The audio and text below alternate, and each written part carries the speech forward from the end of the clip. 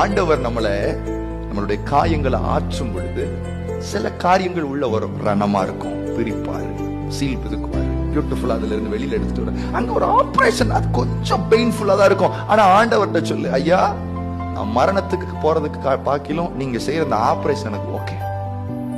இன்னைக்கு என்ன முடிவு எடுக்கணும் தெரியுமா? மானரோசம் இல்லாம நான் என்ன செஞ்சாலும் சரி யாருகிட்ட தான் போவேன். நம்பர் 1. நம்பர் 2, நீ செருப்பால் அடிச்சாலும் சரி நான் யாருகிட்ட தான் வருவேன். கண்டிப்பு வருமேன்னு சொல்லிட்டு வராம இருக்காத.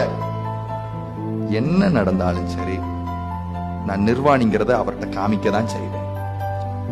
அவர் என்னை அடிச்சாலும் சரி கொன்னு போட்டாலும் சரி அவர்கிட்ட தான் போவேன். இந்த 2 முடிவு உன் வாழ்க்கையை மாத்திடும். அல்லேலூயா. இங்க இருக்கிற பலரும் நான் நிர்வாணின்னு சொல்லி யார்கிட்ட போல? ஆண்டவர்கிட்ட போல. இன்னொருத்தர் போனா காட்டுத்தனமா அந்த மனுஷன் வாட்டி ஏதாவது செஞ்சு விட்டாருன்னா, இல்ல ராஜா நான் சொல்றேன் அவர் என்ன வேணாலும் செஞ்சுட்டு போட்டோம், நான் அவருடைய சமூகத்தை விட மாட்டேன், அந்த இடத்தை விட்டு விலகி போக மாட்டேன். அதான் நீ 2 கண்ணோட நிறையத்துக்கு போறதை காட்டிலும் ஒத்த கண்ணோட எங்க வந்துரு.